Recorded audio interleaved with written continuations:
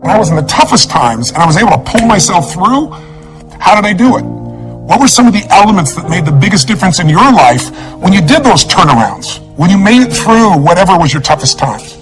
For me, those toughest times in the very beginning were when I was just a kid and my mom and dad separated, and my mom thought I was on my dad's side, so she kicked me out. She kicked him out already.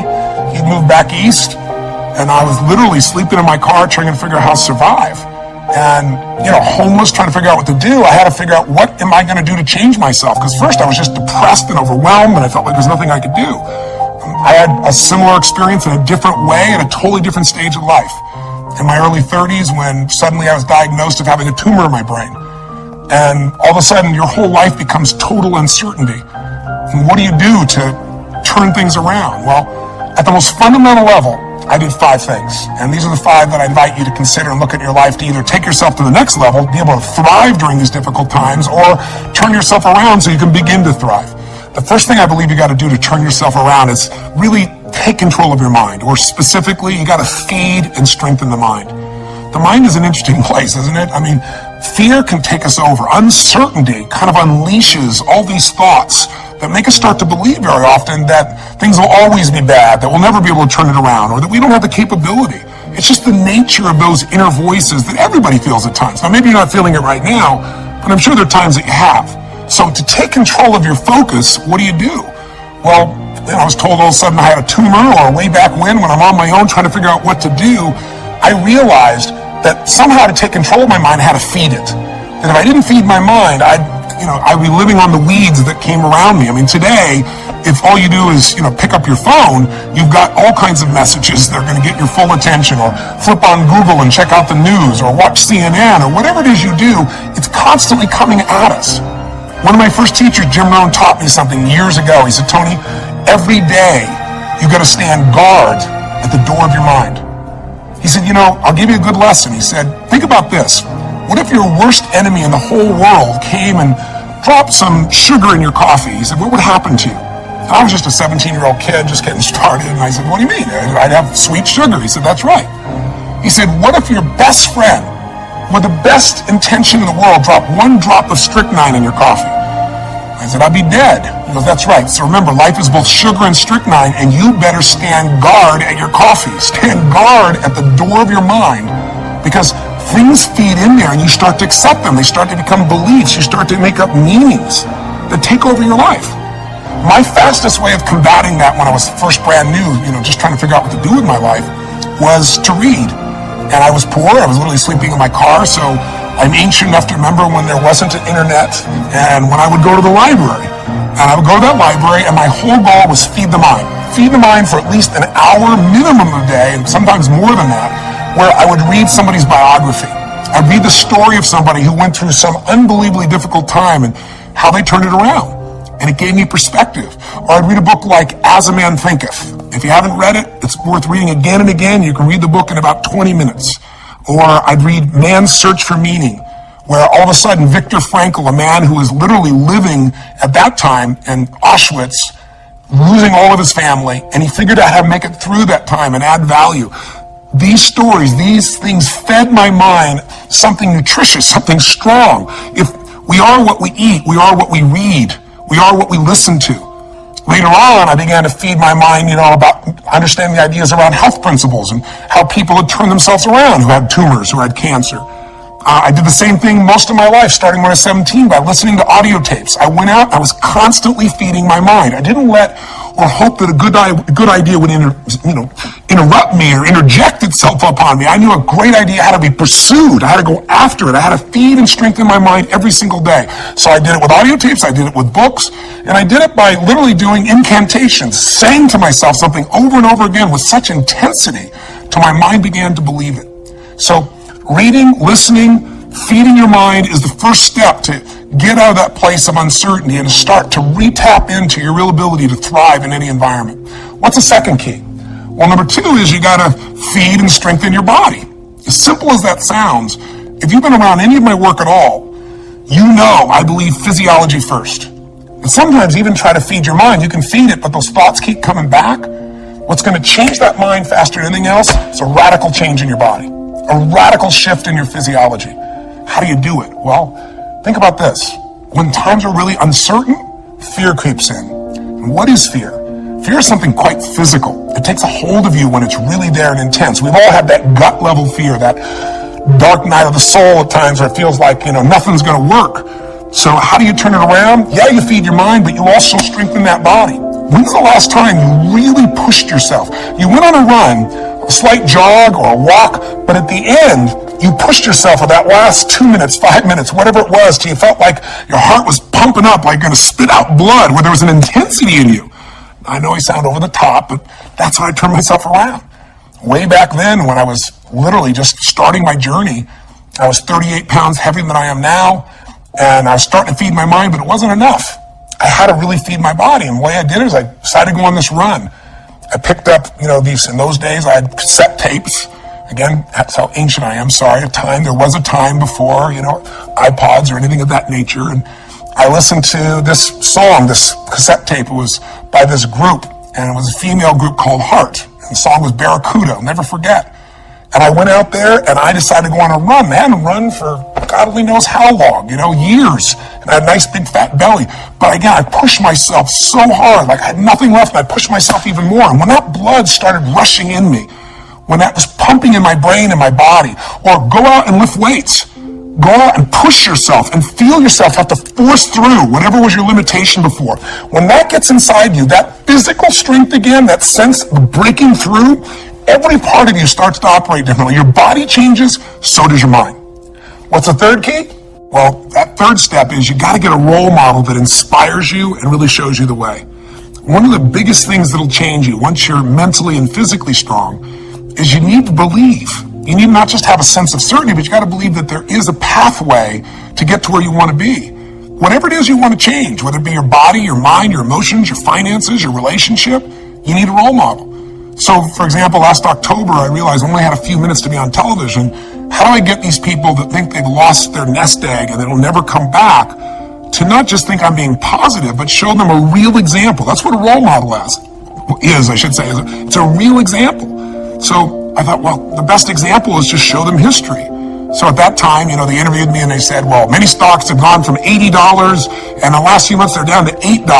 And I said, well, let me tell you the good news and the bad news. Some of those $8 stocks are going to be $5 or $2 or $1. Many of them are going to go to 75 cents.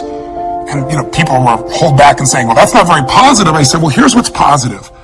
If you study the patterns of history, if you look back to what happened in the 1930s, if you see what happened in the 1970s, during that time as well, when the market went through this huge crash in the Depression or in the 70s, there was a period of time not that long afterwards when there was this big growth.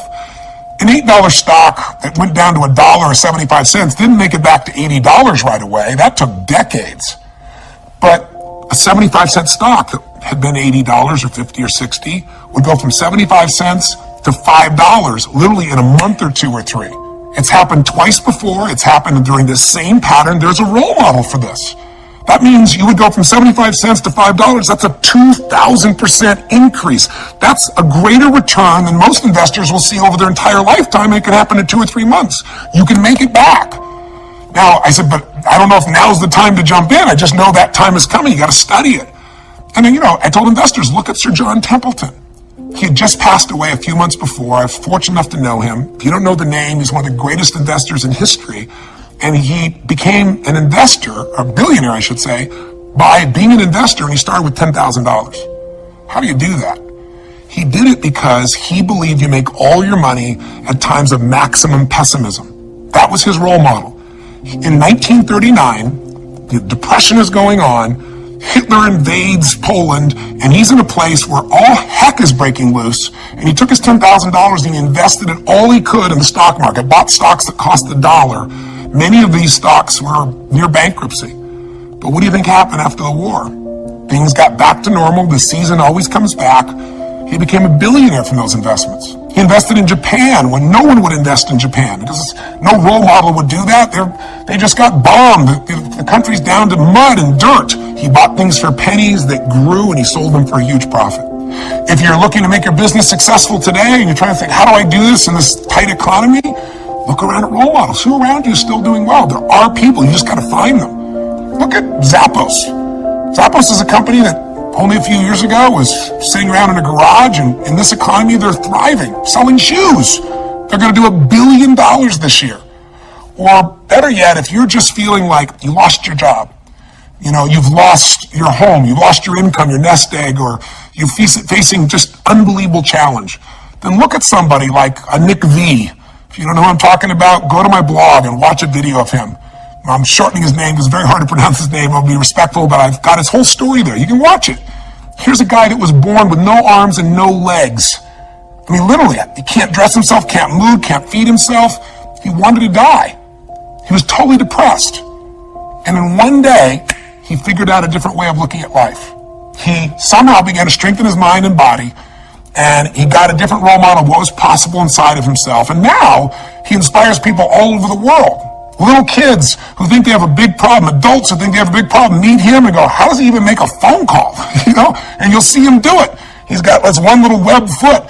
Please go see it. You'll be inspired. We all need contrast sometimes. Not only role models of how to get it done and be successful, but role models of how to deal with our problems and our challenges.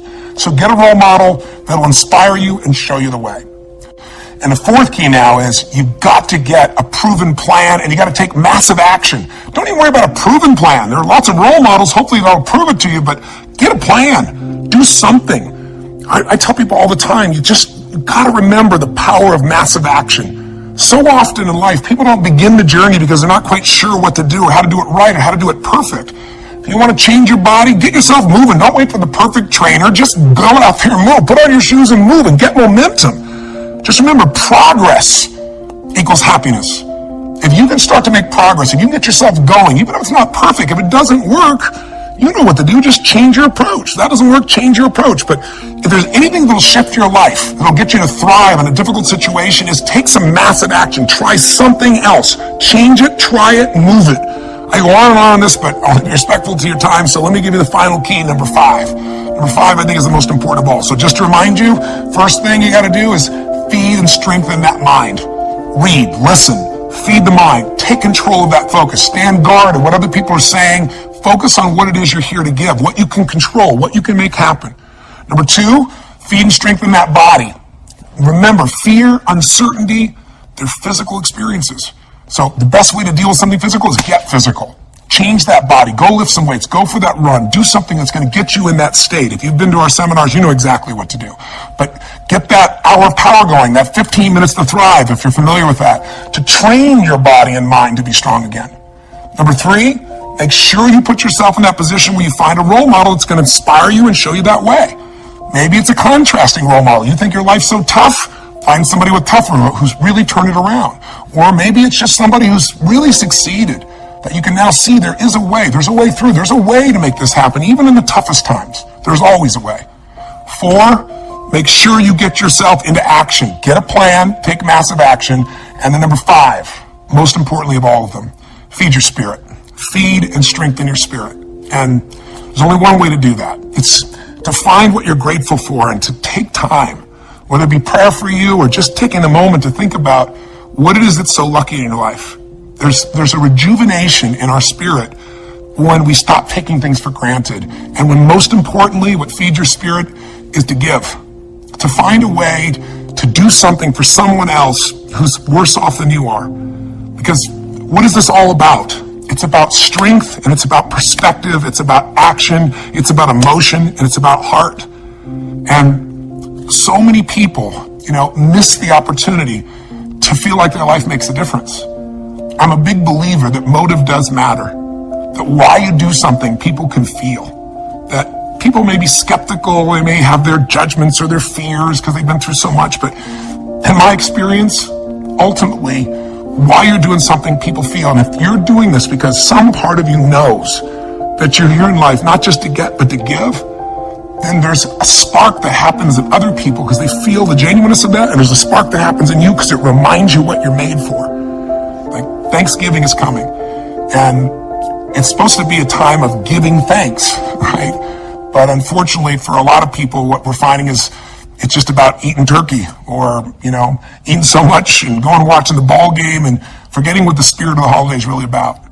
Many of you who know me probably know the story of what's happened in my life. I'm why I'm sharing this with you right now, because when I was 11 years old, my family, a young brother and sister, I'm the oldest, and my father and my mother, we were in a position where my father had lost his job and we had no money and no food.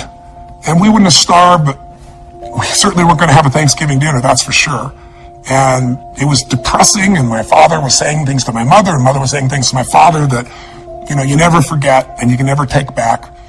And we were in this psychological, emotional hole, and it felt like nothing could get better. And what changed my life was a simple act of kindness. Somebody who, to this day, I'm emotionally even thinking about it still. That's why I want to talk to you today. To this day, I don't know who it was.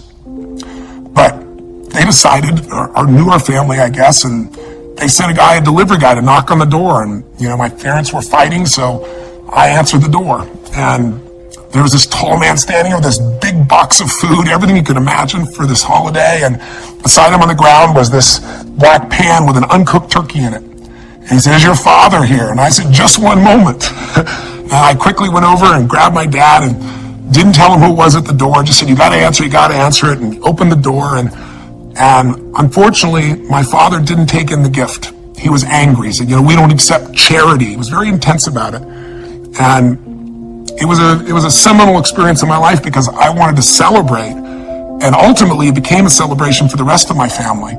But my father didn't take in the fact that strangers can care, that strangers could really look out for you, that there could be an opportunity for you to take in a gift in life. And my father, shortly after that experience, left our family. It was one of the more intense moments of my life. But the beauty that came out of that event is the reason why I'm here right now. Not just talking to you in this conversation here on the internet, but the reason I do what I do is because I was penetrated by this kindness, because the meaning I gave it was that strangers care. And if strangers care about me, then I care about strangers. I got to find a way to give back. And I promised I'd find a way to do that. And so by the time I was 17 years old, I figured out how to do it. I wasn't real successful yet, as you might guess, but I said I was going to feed 2 families. And I went to the grocery store and I got 2 baskets and I went around and put enough food, for 2 different families to have this incredible dinner. And I started the journey. And I began by feeding a family with 5 kids who I had no clue, but the father had left, and it was destiny for me. Next year I decided it was so moving and emotional, I was going to feed 4 families, and I didn't tell anybody. And the next year 8, because I wasn't doing it for stars on my chart. But eventually I thought, God, I could use some help. So I got my friends involved, and gradually I grew some of my small companies, and my employees got involved. And I'm really proud to tell you that 30 plus years later today, we're in a situation now where through the foundation, together with people like yourself, we feed more than 3 million people last year in 32 countries. So my final kind of offering to you, my invitation is, come join me. Let's go out and touch some souls. What I really want is you to have the experience of reaching out and touching a stranger for no good reason except it's right. Because I know what that'll do to your spirit. If you're successful, it's going to make you feel something more than success. It'll give your life more meaning. If you're facing some real challenges and you enter a place like, when I went down to the South Bronx, I'll never forget, and entering a place that had no electricity, where people were literally starving, or a man who was literally on the streets, and we brought him this big basket. It was beautiful, and gave him blankets and socks and food. And I literally jumped out of the van. I was with this amazing man from the Salvation Army who was driving me around, and jumped out and handed this big basket, this huge basket, to this man. And I mean, first he just looked shocked. Then he started to get this big smile. Then he got teary-eyed. When as I was leaving, there was this moment that you never forget. I sent this video to you to hopefully, during the holidays, hopefully add some value to you, to remind you of what I know you know. You can thrive no matter what the obstacle, no matter what the economy, no matter what the challenge. The fundamentals are really basic, and you can take back control of your life. And if you're doing well, it's to say to you, man, you and I, if we're doing well, we have responsibility to give something back. Not only responsibility, but an opportunity. So thanks for listening for so long. I hope this has been helpful for you. Sorry I'm emotional, and I hope this has been helpful to you in your life in some way. And again, I appreciate your time, and I look forward to hopefully our paths cross again sometime soon. Till then, live strong, live with passion, and God bless you.